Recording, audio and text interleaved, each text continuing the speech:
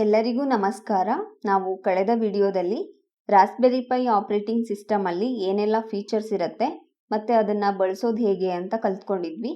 ಈ ವಿಡಿಯೋದಲ್ಲಿ ಫೋಲ್ಡರ್ಸ್ ಅಂದರೆ ಏನು, ಫೈಲ್ಸ್ ಅಂದರೆ ಏನು ಮತ್ತು ಅವುಗಳಿಗೆ ಸಂಬಂಧಪಟ್ಟ ಒಂದಷ್ಟು ವಿಷಯಗಳ ಬಗ್ಗೆ ಕಲ್ತ್ಕೊಳ್ಳೋಣ.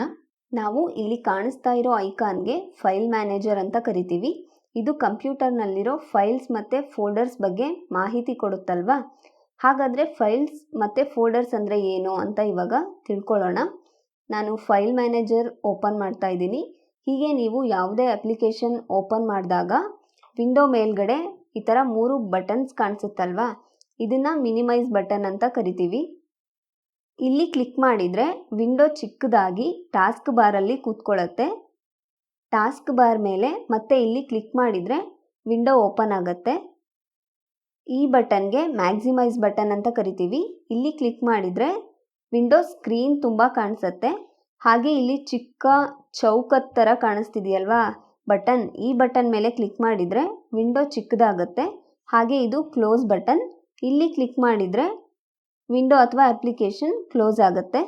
ಇಲ್ಲಿ ಯೆಲ್ಲೋ ಕಲರ್ ಐಕಾನ್ಸ್ ನೋಡ್ತಾ ಇದ್ದೀರಾ ಅಲ್ವಾ, ಇವುಗಳಿಗೆ ಫೋಲ್ಡರ್ಸ್ ಅಂತ ಕರಿತೀವಿ.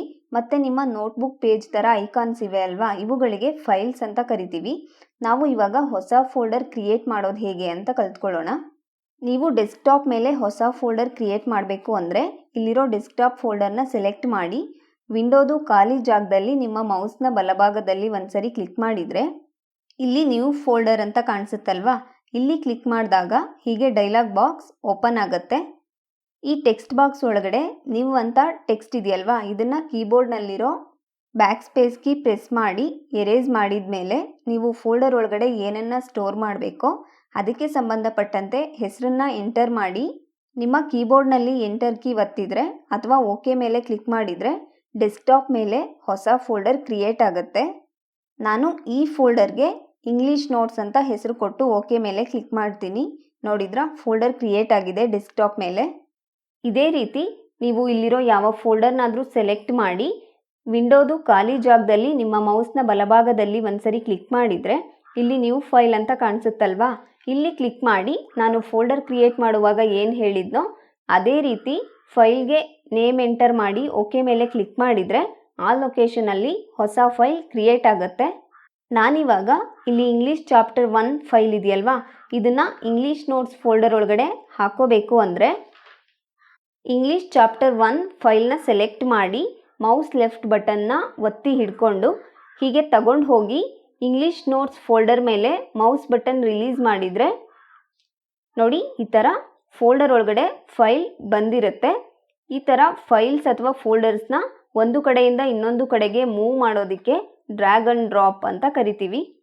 ಅಥವಾ ನೀವು ಇಂಗ್ಲೀಷ್ ಚಾಪ್ಟರ್ 1 ಫೈಲ್ನ ಸೆಲೆಕ್ಟ್ ಮಾಡಿ ನಿಮ್ಮ ಮೌಸ್ನ ಬಲಭಾಗದಲ್ಲಿ ಒಂದ್ಸರಿ ಕ್ಲಿಕ್ ಮಾಡಿದರೆ ಇಲ್ಲಿ ಕಾಪಿ ಅಂತ ಕಾಣಿಸುತ್ತಲ್ವಾ, ಇದನ್ನು ಕ್ಲಿಕ್ ಮಾಡಿ ನಂತರ ಇಂಗ್ಲೀಷ್ ನೋಟ್ಸ್ ಫೋಲ್ಡರ್ನ ಸೆಲೆಕ್ಟ್ ಮಾಡಿ ಮೌಸ್ನ ಬಲಭಾಗದಲ್ಲಿ ಒಂದ್ಸರಿ ಕ್ಲಿಕ್ ಮಾಡಿದರೆ ಇಲ್ಲಿ ಪೇಸ್ಟ್ ಅಂತ ಕಾಣಿಸುತ್ತಲ್ವಾ, ಇಲ್ಲಿ ಕ್ಲಿಕ್ ಮಾಡಿದಾಗ ನೋಡಿ ಈ ಥರ ಫೋಲ್ಡರ್ ಒಳಗಡೆ ಫೈಲ್ ಬರುತ್ತೆ. ಮತ್ತು ಫೈಲ್ ಇಲ್ಲೂ ಹಾಗೆ ಇದೆ. ಸೊ ನಾವು ಯಾವುದಾದ್ರೂ ಫೈಲ್ ಅಥವಾ ಫೋಲ್ಡರ್ನ ಕಾಪಿ ಮಾಡಿ ಪೇಸ್ಟ್ ಮಾಡಿದಾಗ ನಾವು ಯಾವ ಲೊಕೇಶನಿಂದ ಕಾಪಿ ಮಾಡ್ತೀವೋ ಅಲ್ಲೂ ಇರತ್ವೆ, ಮತ್ತು ಪೇಸ್ಟ್ ಮಾಡೋ ಲೊಕೇಶನ್ಗೂ ಕೂಡ ಫೈಲ್ ಅಥವಾ ಫೋಲ್ಡರ್ ಬರುತ್ತೆ.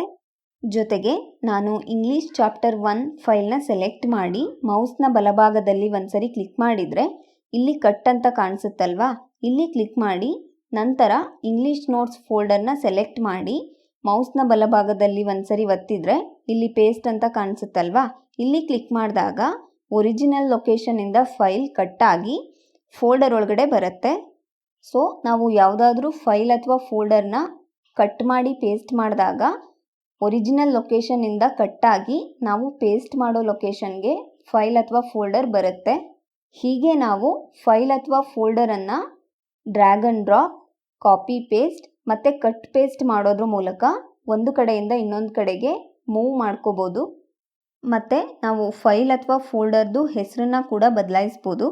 ಉದಾಹರಣೆಗೆ ಇಲ್ಲಿ ಸೈನ್ಸ್ ಅಂತ ಫೈಲ್ ಇದೆಯಲ್ವಾ, ಇದನ್ನು ಸೆಲೆಕ್ಟ್ ಮಾಡಿ ಮೌಸ್ನ ಬಲಭಾಗದಲ್ಲಿ ಒಂದ್ಸರಿ ಕ್ಲಿಕ್ ಮಾಡಿದರೆ ಇಲ್ಲಿ ರೀನೇಮ್ ಅಂತ ಕಾಣಿಸುತ್ತಲ್ವಾ, ಇಲ್ಲಿ ಕ್ಲಿಕ್ ಮಾಡಿ ಹೊಸ ಹೆಸರನ್ನು ಎಂಟರ್ ಮಾಡಬೇಕು. ನಾನು ಕನ್ನಡ ಅಂತ ಹೆಸರು ಕೊಡ್ತಾ ಇದ್ದೀನಿ. ನಂತರ ಓಕೆ ಮೇಲೆ ಕ್ಲಿಕ್ ಮಾಡಿದರೆ ಫೈಲ್ ಹೆಸರು ಬದಲಾಗುತ್ತೆ. ನೋಡಿ, ಸೈನ್ಸ್ ಅಂತ ಇತ್ತು ಫೈಲ್ ನೇಮ್, ಇವಾಗ ಕನ್ನಡ ಅಂತ ಚೇಂಜ್ ಆಗಿದೆ.